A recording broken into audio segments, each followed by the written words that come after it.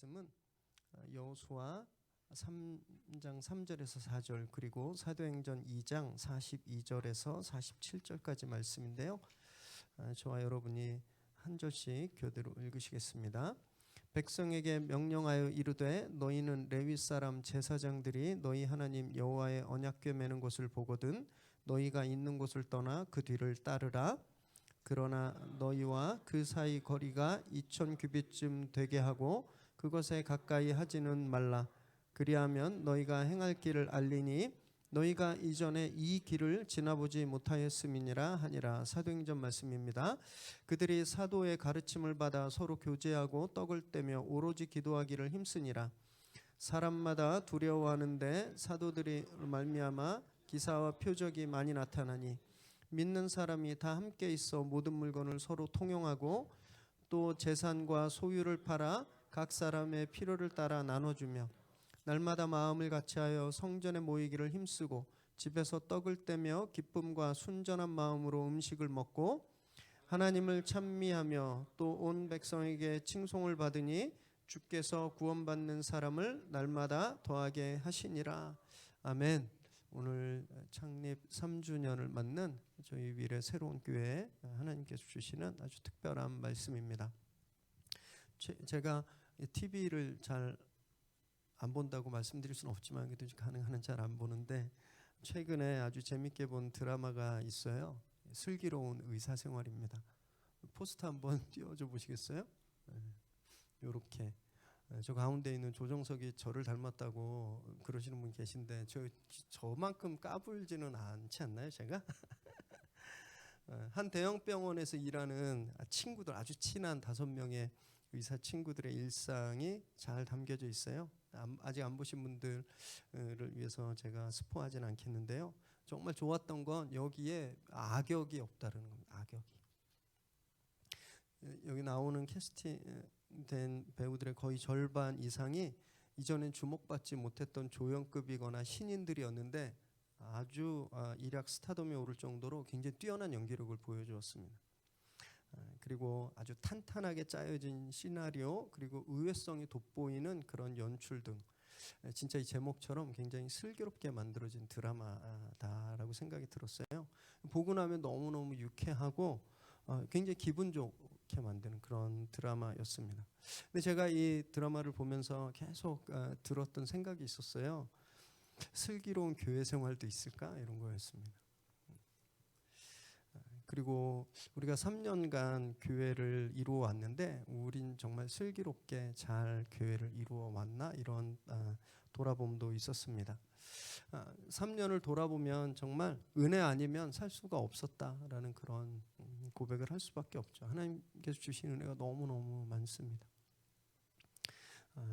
오늘 우리들의 그 은혜를 대표해서 김은지 자매님께서 잠깐 간증으로 나눠주실 텐데 굉장히 많이 떨리신데요. 우리 한번 박수로 우리 은지 자매님 맞이할까요?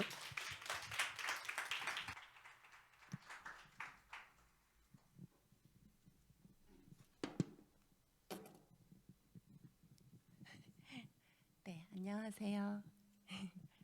우리 미래 새로운 교회 3주년 창립 기념 예배에 사랑하는 여러분 앞에 온라인으로 오프라인으로 이렇게 서게 되어서 너무 떨리고 영광입니다. 제가 참 부족한 사람인데 하나님께서 넘치게 부어주신 사랑으로 이 자리에 있음을 고백합니다. 받은 사랑을 받은 은혜를 진실하게 나누기를 기도하는 마음으로 간증을 시작하겠습니다. 저는 우리 교회가 첫 돌을 맞이하기 바로 몇 달 전에 들어와서 여러분과 함께한 지 이제 만 2년 정도가 되어가고 있습니다. 제가 위례로 이사 오기 전에 서울에 살면서 6년 정도 다닌 교회가 있었어요. 100년이 넘은 전통의 중대형 교회였는데 저는 그전에도 계속 작은 교회들을 다녔었고 개척교회를 섬기겠다는 다짐이 있어서 처음엔 그 교회를 가도 되나 싶었습니다. 그런데 그때 남편이 아직은 작은 교회는 좀 부담스럽다라는 의견이 있었고 예나도 이제 막 돌잔치를 마쳐서 영유아 유치부 경험이 될 수 있는 곳으로 갔으면 좋겠다는 생각이 들었어요. 그래서 제 다짐은 잠시 미뤄두고 그 교회를 다니기로 결정을 했습니다. 사실 목사님 얼굴도 모르고 설교도 한 번도 안 들어본 곳이었는데 하나님께서는 제게 주신 은사 막무가내로 믿기라는 은혜로 등록을 했습니다. 그런데 그때 교회를 다니게 된 것은 저와 남편의 의사대로가 아니었음을 금세 깨닫게 되었어요. 사랑하는 저희 아빠가 몇 달 후에 암이 발병하셨고 믿음이 없는 저희 가정을 위해서 많은 중보적 기도가 필요해서 저를 그 뿌리 깊은 교회로 인도해 주셨음을 알게 되었습니다. 그래서 여기 미래 새로운 교회로 옮겨올 때도 저는 큰 두려움이 없었습니다. 그때 몸소 겪은 주님의 인도하심을 신뢰했기 때문에 또 막무가내로 믿으면서 여기로 왔던 기억이 납니다.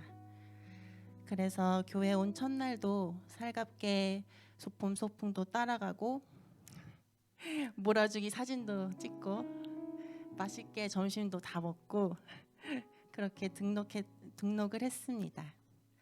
더욱 놀라웠던 것은 소풍 장소로 이동하면서 우리 길사모님과 길집사님과 이야기하는 중에 우리 교회가 페이스 페인팅 봉사를 한다는 것을 알았을 때입니다.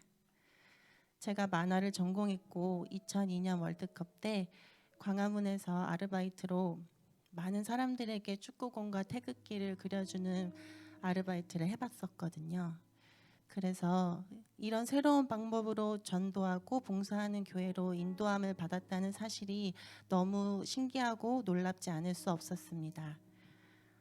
비슷한 달란트를 가진 지체들과 여기 위례 새로운 교회에 모여서 근 2년 동안 함께 봉사하며 너무 감사하고 행복한 시간이었습니다. 올해 1월에도 여느 때와 마찬가지로 페이스 페인팅을 할 봄을 기다리면서 이번에는 어떤 도안을 첨가해볼까 하고 기대하고 있었는데 코로나19라는 바이러스로 팬데믹이 선포되었습니다. 지금까지 바이러스가 재확산되고 좀처럼 잡히지 않는 상황에서 다시 예전과 같은 생활로 돌아갈 수 없을 거라는 슬픈 예측이 나오고 있습니다.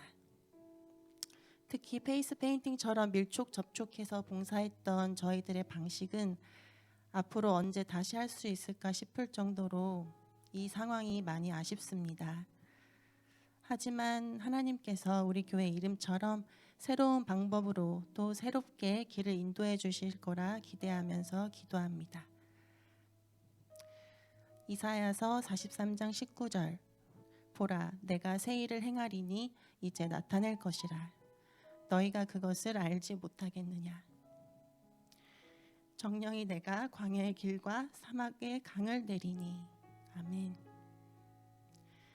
제가 3년 전에 이사를 계획할 때는 위례로 오는 것이 제 계획의 가장 마지막에 어쩔 수 없이 오는 것이었는데 하나님께서는 이미 이곳과 여러분과의 만남을 예비해 두셨습니다. 이 기쁨을 맛보기 위해서 저는 제 눈을 가리고 주님 손만 의지하여서 걷는 일을 했습니다. 그리고 우리 주님은 그 길 끝에서 눈을 떴을 때 낭떠러지를 보여주신 적이 한 번도 없습니다. 늘 커다란 선물 상자를 준비해 두셨습니다. 이 자리 또 오늘 여기까지 인도해 주신 하나님께서 앞으로도 광야 같은 곳에 길을 내시고 강을 내어 주실 줄 믿습니다. 저는 저희 교회 이름이 너무 마음에 듭니다. 우리 미래 새로운 교회와 또 이 땅의 많은 교회들에게 앞으로 새로운 방법으로 임하실 하나님께 감사와 영광을 올려드리며 간증을 마치겠습니다. 감사합니다.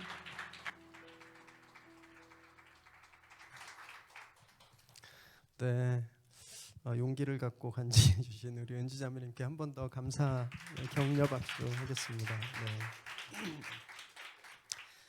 네. 간증에서 좀 나누셨는데 간증 들으면서 막 페이스 페인팅 했던 장면들 막 그림들이 막 떠올라요.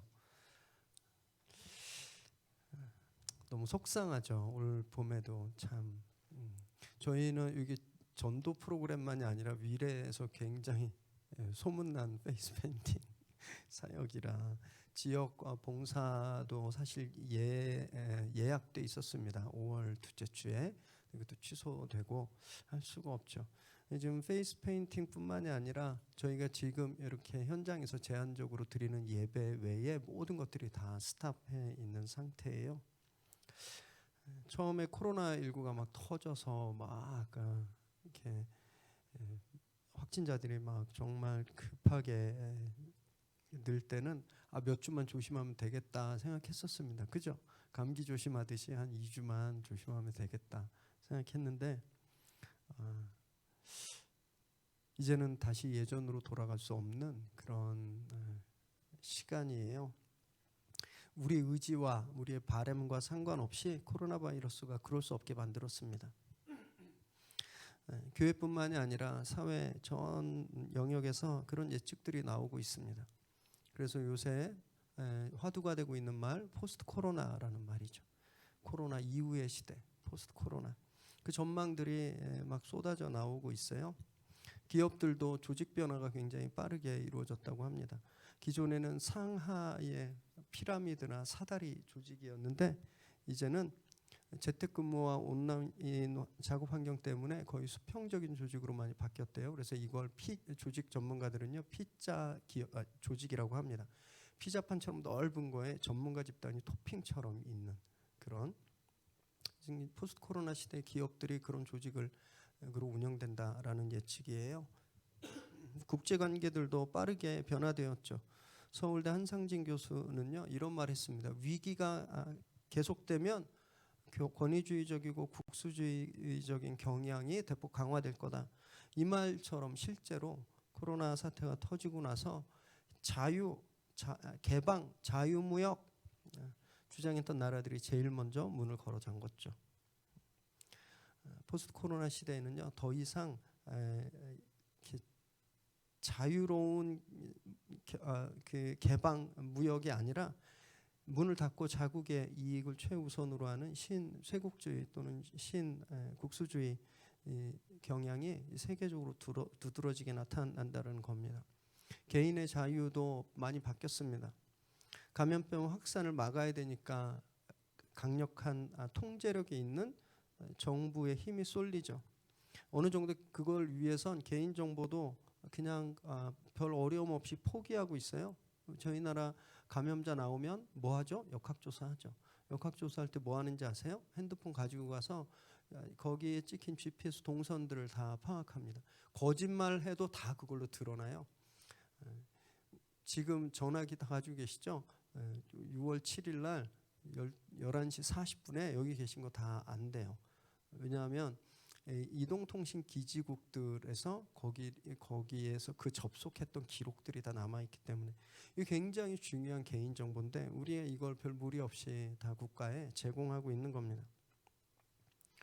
이런 것들이 더 심화될 수 있다라는 거예요. 그래서 조지 오웬이 1984년이라는 책에서 쓴 빅브라더, 이 새로운 형태의 빅브라더가 이제 등장하게 될 거다 이런 전망들이 있다라는 겁니다. 시장도 많이 변했죠. 석 달 만에 오프라인 시장은요 막 급락하고 그 천년만년 갈 것 같았던 대형 기업들, 뭐 항공회사라든지 운송회사라든지 이제 언제까지 버틸 수 있을지 아무도 모릅니다. 그 반면에 온라인 마켓은요 폭발적으로 성장했습니다. 소비 형태가 완전히 바뀌었죠. 인간관계도 바뀌고 취미생활도 바뀌고 다 바뀌었습니다. 이제 다시 과거로 돌아갈 수가 없대요. 옛날이 좋았는데 그 시간으로 돌아갈 수 없다라는 거예요. 그래서 사회학자들이 이제 BC와 AC로 나뉜다 그랬습니다. 마치 BC와 AD, Before Christ, Anno Domine에서 주전과 주후를 나누듯이 이제 BC와 AC, Before Corona, After Corona로 나뉜다라는 거예요. 사회가. 앞으로는 지금 우리가 겪고 있는 코로나19 이런 변종 바이러스처럼 동물계에서 인간계로 넘어오는 바이러스들이 더 빠른 속도로 더 짧은 주기로 계속해서 올 거다라고 예측합니다. 질병의 역사를 보면 그대로 나타나 있거든요. 1492년 신대륙에서 시작된 시필리스라고 하는 매독균인데, 이 매독이라는 전염병이 한국에 오는 시간이 20년 걸렸습니다. 20년. 그래서 당창이라고도 불리는 그 병으로 20년 만에 왔어요. 에이즈는요, 1981년 뉴욕에서 첫 확진자가 생겼는데 5년 만에 한국에 왔습니다. 2012년 중동에서 시작된 메르스는요, 3년 만에 우리나라에 왔어요. 작년 12월에 중국 우한에서 시작한 코로나19는요, 5주 걸렸습니다. 그리고 석 달이 지나자 아프리카 대륙, 아메리카 대륙, 뭐 동남아시아 할 거 없이 전 세계에 다 퍼져버렸어요. 우리가 지금 초연결 사회를 꿈꾸며 인적, 물적 네트워크들이 이 바이러스 확산을 엄청나게 가속화시킨 겁니다.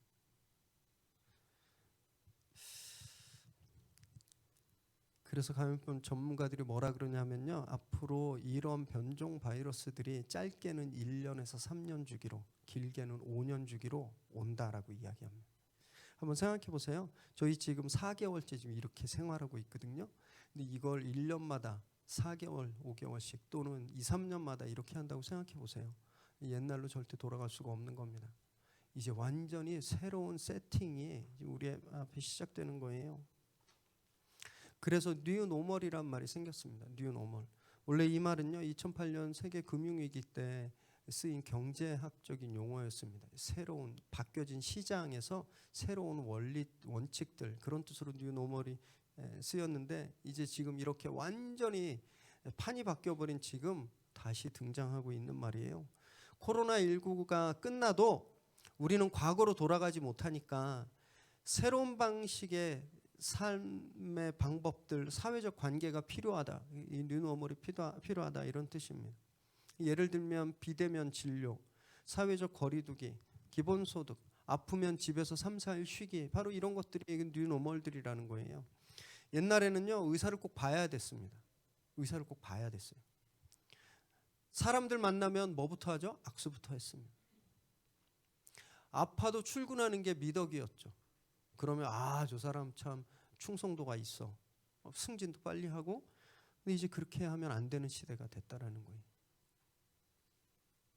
이런 뉴노멀들이 우리 사회에서 만들어지고 있다라는 겁니다. 그걸 보면서 제가 또 이런 생각을 해봤어요. 크리스천 뉴노멀은 무엇일까? 교회가 힘들어지는 이유, 지금 막 교회들에서 또 소규모 감염들이 지금 계속 확대되고 있는 이유, 이게 뭘까? 왜? 운이 없어서 그럴까? 그렇지 않습니다. 지금 이 사회가 이미 따라가고 있는 뉴노멀들을 안 따라가는 그런 그룹들이 계속 이런 일들이 일어나고 있는 거예요. 교회에도 뉴노멀이 필요합니다.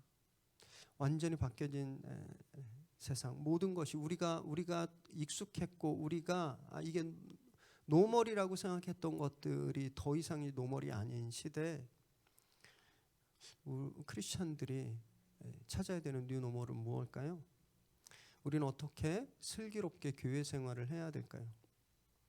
학자들은요, 전공을 떠나서 영역을 떠나서 한결같이 입을 모으는 게 있어요. 포스트 코로나 시대의 기본이 중요하다는 겁니다. 기본. 무한 경쟁, 발전 제일주의, 팽창주의로 환경과 자연을 막 무차별적으로 파괴했잖아요.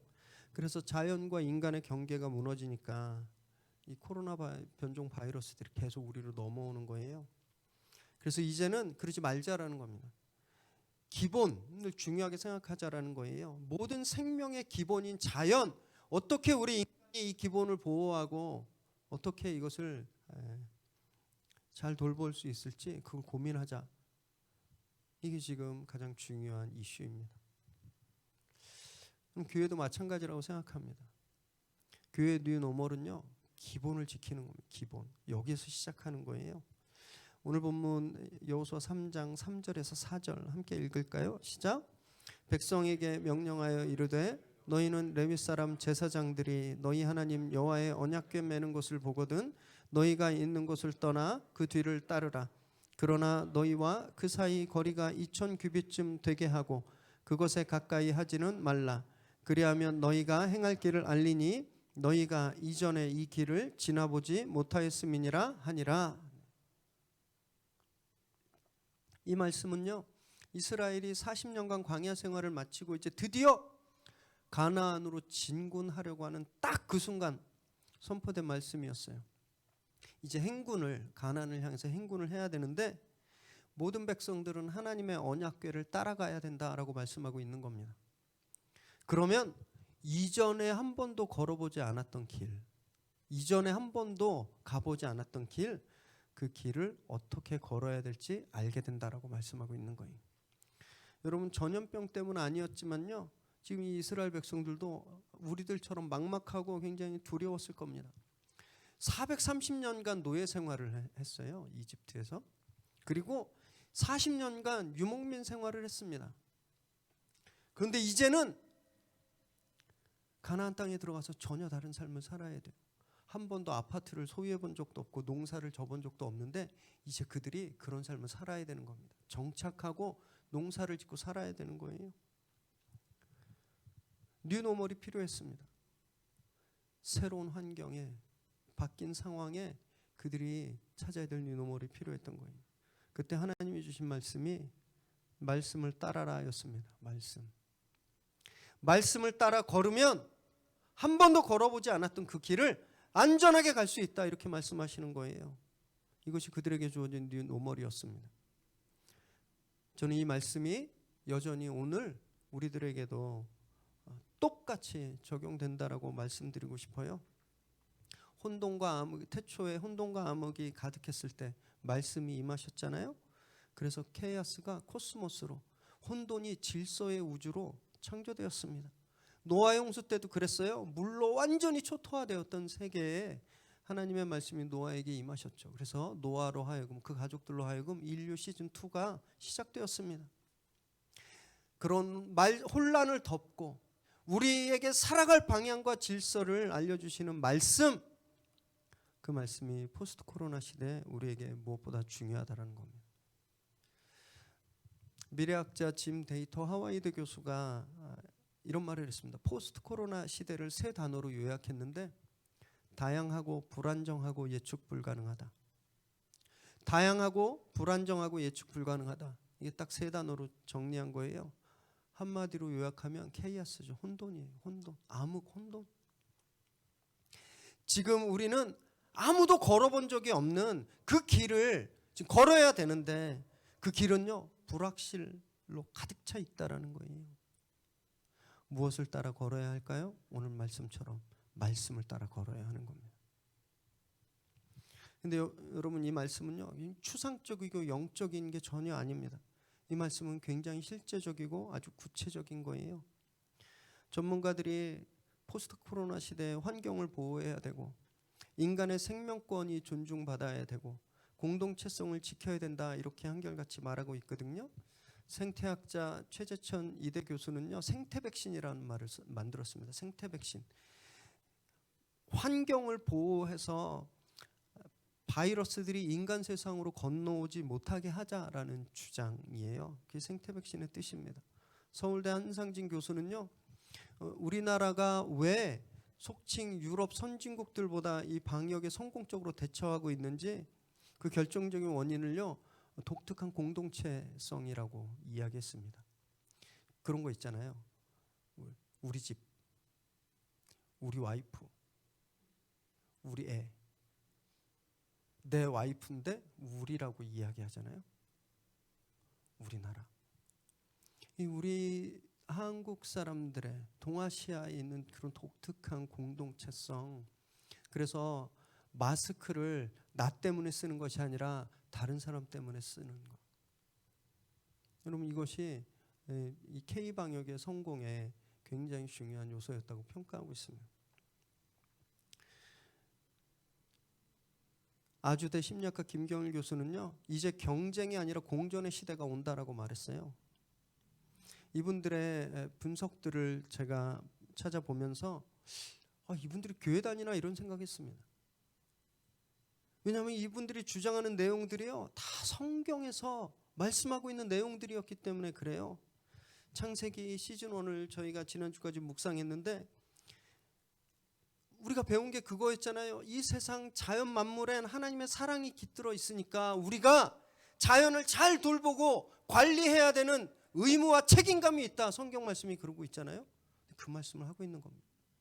세상 전문가들이 모든 인간들에겐 하나님의 형상이 남아있기 때문에 존중하고 생명을 소중히 여기라고 말씀하셨잖아요.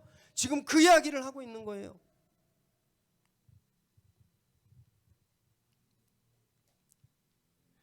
요즘 전문가들이 포스트 코로나에 대한 전망들을 내놓는 걸 보면서 성경이 옳았구나라는 것을 새삼 깨닫게 되는 겁니다. 여러분, 말씀은요, 저 공중 세계에만 있는 게 아니더라고요. 말씀은 우리 실제 삶에, 우리 현장 속에 아주 구체적으로 살아있다는 것을 저희가 보고 있다는 겁니다. 그래서 우린요, 이 혼란의 시대 말씀으로 돌아가야 하는 겁니다. 말씀으로. 그래서 저는 오늘 이 말씀이 우리에게 가르치고 있는 슬기로운 교회 생활이 어떤 건가 잠깐 좀 나누길 원하는데요. 먼저 기도하는 교회예요. 기도하는 교회. 사도행전 2장 42절 43절 읽습니다. 시작. 그들이 사도의 가르침을 받아 서로 교제하고 떡을 떼며 오로지 기도하기를 힘쓰니라. 사람마다 두려워하는데 사도들로 말미암아 기사와 표적이 많이 나타나니. 오순절 성령 사건으로 교회가 세워졌죠. 그리고 교회는요, 오로지 기도하기에 힘썼다라고 되어 있습니다. 성경 공부도 해야 되고 교제와 나눔도 중요하지만 교회는요, 무엇보다 기도에 힘쓰는 공동체라는 거예요. 이것이 말씀이 우리에게 주는 메시지라는 겁니다. 왜냐하면 기도 없는 공부, 기도 없는 교제와 나눔은요, 힘이 없기 때문에 그래요. 힘이. 그렇게 이들이 기도에 힘쓰니까 기사와 표적이 많이 나타났습니다. 그래서 사람들이 교회를 보면서 경외심을 가졌어요. 여기서 두려워하다는 말은 경외심을 가졌다라는 말이에요. 그렇기 때문에 저희도요, 먼저 기도의 능력을 회복해야 됩니다. 저희 교회가 그러고 노력해 왔죠. 코로나 사태가 시작된 후에 매일 밤 10시에 각자 마련해 놓으신 기도 공간에서 워룸을 운영했거든요. 매일 밴드에 올려드리는 기도 제목을 놓고 함께 기도했는데요. 저는 이 워룸이 코로나 끝날 때까지, 아니 앞으로 계속 그런 기도의 워룸이 계속됐으면 좋겠어요. 우리의 기도는 반드시 응답될 거다라는 믿음을 가지고 기도에 동참하시길 바랍니다. 또 이런 것도 구상 중이에요. 실시간 중보기도팀. 저희는 중보기도 하려면 모여서 막 기도한다고 생각했는데 지금 모일 수 없으니까 떨어져 있지만 우리가 IT를 통해서 함께 기도하는 그런 모임들을 만드는 겁니다. 주일 아침 10시에 화상 중보기도팀 모임을 시작하는 거예요. 그러시는 분 안 계시겠지만 벌써 10시 50분이야 막 이러고 자다가 일어나서 누워서 스마트폰으로 지금 예배에 참석하시는 분은 안 계시겠지만 예배 1시간 전에 우리가 있는 가정에서 다른 가정들의 그 예배 가족들과 함께 실시간 중보 모임을 통해서 교회를 위해서, 예배를, 또 이 나라를 위해서 기도한다면 여러분 얼마나 놀라운 일들이 일어나겠습니까? 그럴 때 기적이 일어나는 거예요. 기도는요, 우리 생각을 멈추고 하나님의 생각을 엿보는 겁니다. 우리 시간에서 하나님의 시간으로 들어가는 입구, 그게 기도예요. 하늘의 능력을 다운로드 받는 능력의 파이프라인, 그것이 기도입니다. 성경에도 그것들이 잘 나타나 있죠. 이스라엘이 그비딤 광야에서 아멜렉과 싸울 때 모세와 아론과 훌의 중보기도로 승리했습니다. 엘리야가 기도할 때 3년 6개월 끓었던 가뭄이 끝나고 비가 내렸어요. 그 외에도 기도가 만들어낸 엄청난 기적들이 수도 없이 성경에 기록되어 있습니다. 여러분, 우리 기도가 그런 능력들을 가져옴을 믿으시기 바랍니다. 기도의 능력으로 정말 슬기로운 교회 생활을 하는 저와 여러분 되시기를 주님의 이름으로 축원합니다. 두 번째로는요, 서로 돌보는 가족과 같은 공동체예요. 44절에서 46절 읽습니다. 시작. 믿는 사람이 다 함께 있어 모든 물건을 서로 통용하고 또 재산과 소유를 팔아 각 사람의 필요를 따라 나눠주며 날마다 마음을 같이하여 성전에 모이기를 힘쓰고 집에서 떡을 떼며 기쁨과 순전한 마음으로 음식을 먹고. 초대교회는 진짜 가족이었어요. 물건, 돈, 음식, 시간, 이걸 사용하는 데 있어서 네 거 내 거가 없었다라는 겁니다. 엄마 아빠가 열심히 일하고 돈 벌어서 아까워서 애들 안 주고 몰래 뭐 맛있는 거 감춰놓고 먹고 그러진 않잖아요. 저는 가끔 짱구 숨겨놓긴 하는데 대부분 안 그러시잖아요. 온몸이 부서져라 이래서 애들이 그냥 먹는 것만 봐도 피곤이 풀리고 좋은 옷 입히고 싶고 빚을 내서라도 공부시키고 싶어 하잖아요. 가족이기 때문에 그런 겁니다. 아까움이 없는 거예요. 교회가 그래야 한다라는 겁니다. 우리가 진짜 가족 같아야 된다라는 거예요. 서로를 위해서 내 시간, 내 재물, 음식 쓰는 게 전혀 아깝지 않고 오히려 기쁘고 즐거워야 된다라는 겁니다. 사회적 거리두기가 우리에게 가르쳐준 게 바로 그거예요. 공동체의 소중함입니다. 공동체 누가 진짜 소중한가 그거 우리에게 알려줬어요. 누가 진짜 나하고 친한 사람인지 그 사람이 나한테 얼마나 소중한 사람인지 다 깨닫고 있거든요. 옛날에는요 결혼식 장례식 엄청 많이 다니셨죠. 그죠? 얼굴 모르는 사람 장례식도 가셔야 됐잖아요. 지금 그러시나요? 아니에요. 진짜 가야 될 때만 가시잖아요. 알게 해준 거예요. 정말 친밀한 사람이 누군지. 처음엔 그게 굉장히 무척 낯설고 익숙하지 않았어요. 하루 종일 집에서 가족들이랑 있는 게 얼마나 힘드셨어요? 그래서 갈등도 있고 다툼도 있었는데 이제 100일 정도 지나니까 많이 익숙해지셨죠. 그래서 관계의 지혜도 쌓이셨을 거예요. 그리고 태도의 변화도 있었을 겁니다. 우리 이렇게 지금 정말 누가 소중한 사람인지 그걸 배워가고 있는 겁니다. 배워가고 있는 거예요. 석 달 동안 우리 성도님들 뵐 수 없어서 특히 우리 애들 못 보는 게 너무너무 속상했습니다. 그래서 막 혼자 밴드에서 옛날 사진도 보고 가끔 올려주는 동영상 막 틀면서 애들 노래하는 것도 보고 막 그랬는데요. 교회 가족의 소중함이 얼마나 중요한지 그때보다 더 정말 어느 때보다 절절하게 느끼고 있습니다. 그래서 오늘 너무너무 속상해요. 오늘은 볼 줄 알았습니다. 오늘 교회 오겠다고도 하고.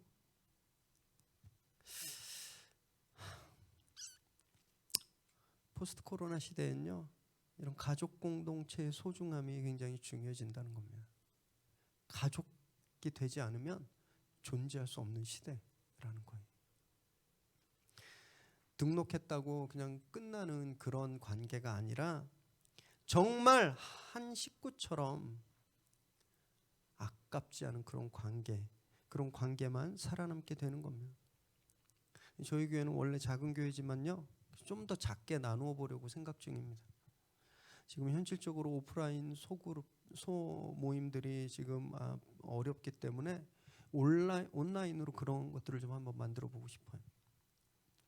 그래서 정말 우리가 할 수 있는 환경 속에서 최대한으로 이런 친밀함들을 나누고 진짜 우리가 가족임을 고백하는 그런 연습을 좀 할 생각입니다. 그렇게 우리가 내 거, 네 거 이런 거 없이 전혀 아깝지 않은 그런 공동체로 우리가 체질 개선을 이루어야 한다라는 거예요.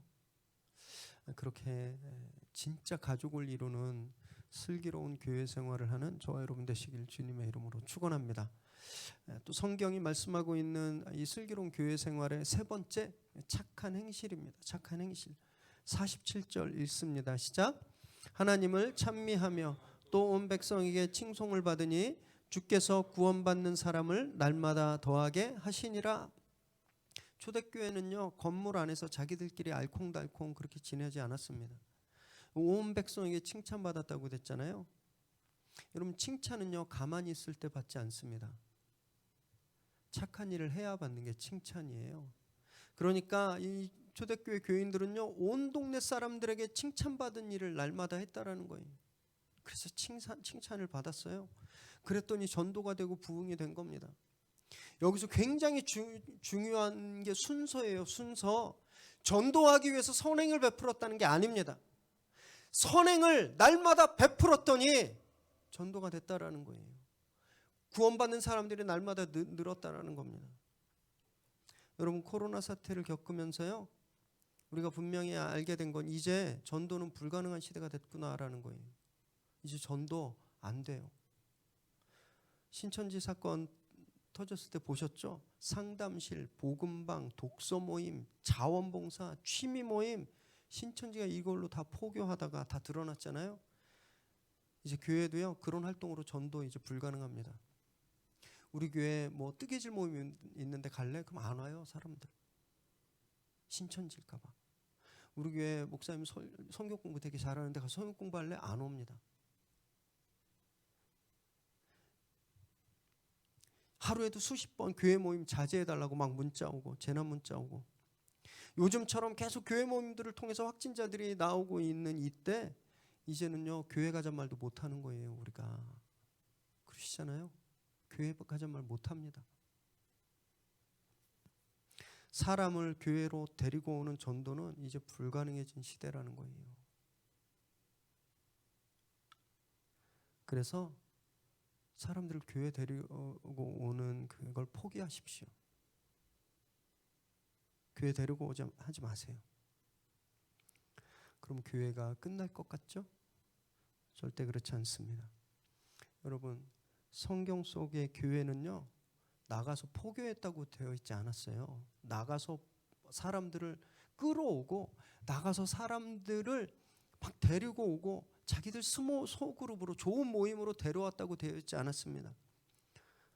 성경 속의 교회는요, 칭찬 들었다. 칭찬 들었다. 이게 답입니다. 이게. 인터서브 대표인 조샘 선교사님이 자기 친구 이야기를 좀 나눠주셨었는데요. 이 친구분이 미국 교포예요. 아주 좋은 교육을 받고 엘리트고 미국 정부를 상대로 하는 컨설턴트였답니다. 굉장히 바쁘게 일하는데, 그 와중에도 7년간 교회에서 청소년 사역을 굉장히 열심히 했대요. 그러다 이분이 절망을 경험했답니다. 열심히 가르쳐도 애들이 예수님의 제자가 안 된다라는 거예요. 2세 아이들이 아메리칸 드림을 꿈꾸고 학교 졸업하고 부모 품을 떠나면서 교회를 다 나가버렸다는 거예요. 그래서 이분이요, 직장을 그만둬 버렸대요. 굉장히 좋은 직장이었는데 그걸 그만두고 세상에 미용실을 차렸답니다. 뜻밖이시죠?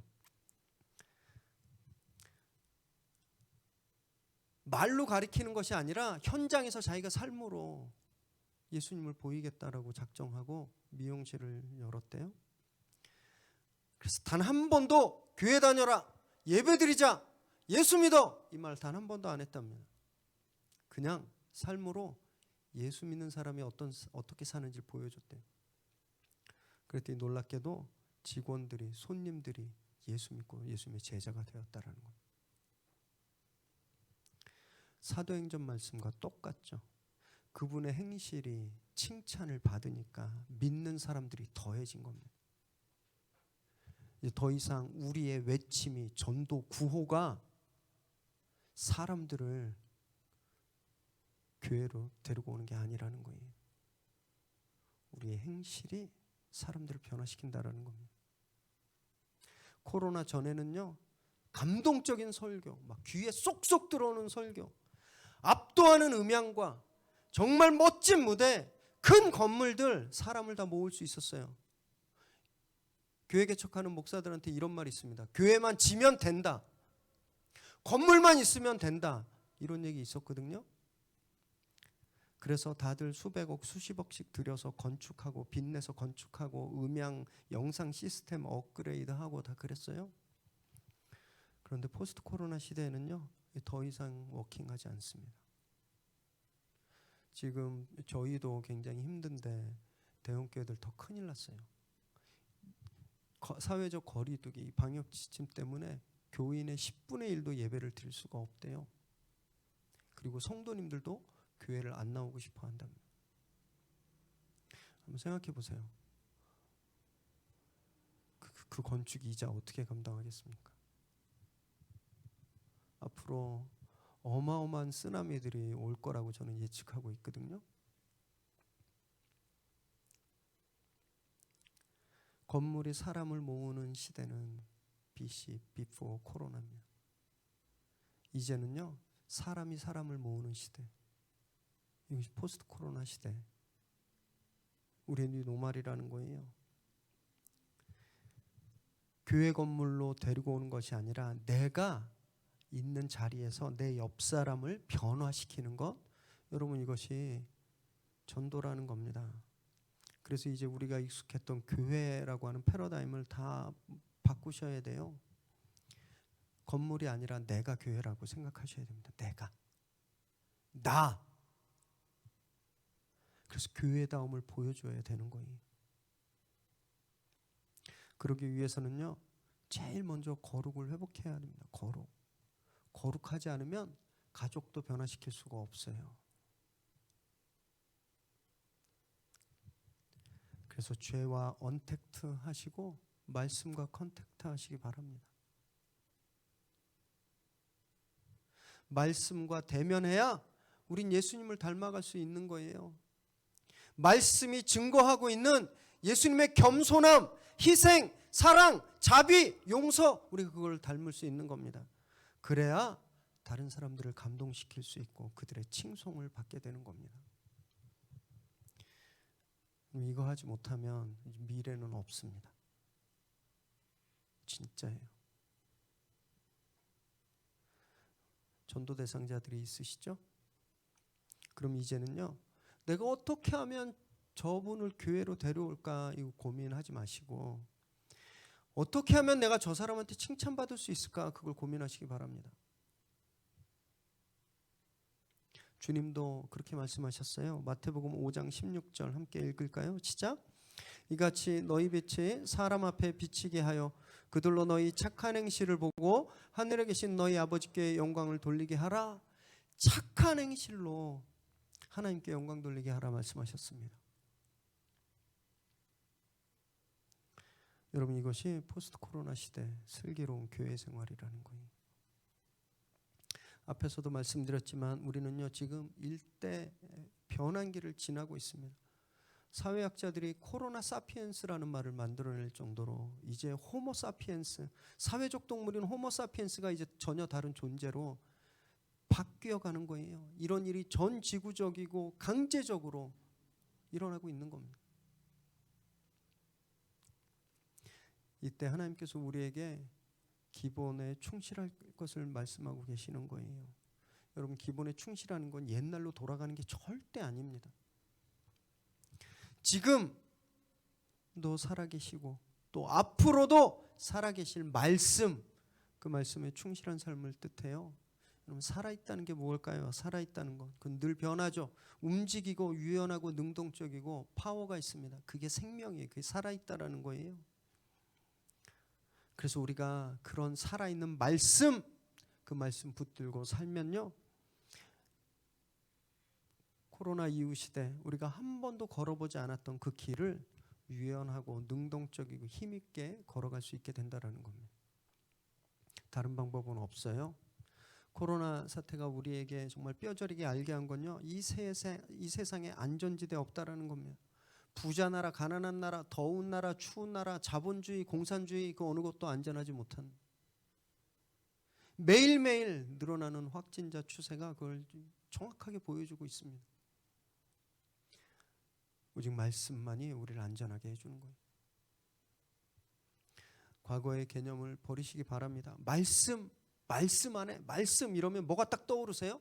성경 막 읽고 외우고 암송하고 무슨 7일 셈이나 무슨 40일 셈이나 이런 거 생각하시잖아요. 이제는요 말씀을 살아내는 시대가 왔어요. 말씀을 살아내야 하는 시대. 말씀을 저장하고 말씀을 머릿속에 넣는 시대는 끝났고요. 말씀을 살아내야 살 수 있는 시대가 온 겁니다. 하나님의 말씀이 내 삶을 송두리째 바꿔서 하나님이 원하시는 대로 살아내야 되는 시대라는 거예요. 세상을 사랑하시는 하나님처럼 나도 이 세상을, 자연을, 환경을 사랑하는 삶, 그걸 살아야 되는 시대라는 거죠. 우리를 위해 목숨까지 주신 예수 그리스도처럼 나도 내 형제 자매를 위해서 내 것을 기쁘게 포기할 수 있고 그들을 실제적으로 살피고 필요를 구체적으로 줄 수 있는 그런 삶, 여러분 이런 것들이 말씀 안에 거하는 삶이라는 거예요.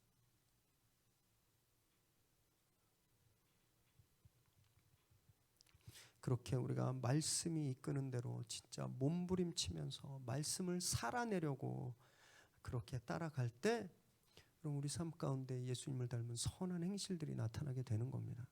그때 세상이 우리를 보고 칭찬하고 믿는 사람이 더해지는 거예요. 그때 사람들이 변화하게 되는 겁니다. 저는 위례 새로운 교회가 이렇게 하나님이 주시는 크리스천 뉴노멀, 정말 이것에 충실한 교회가 되길 바랍니다.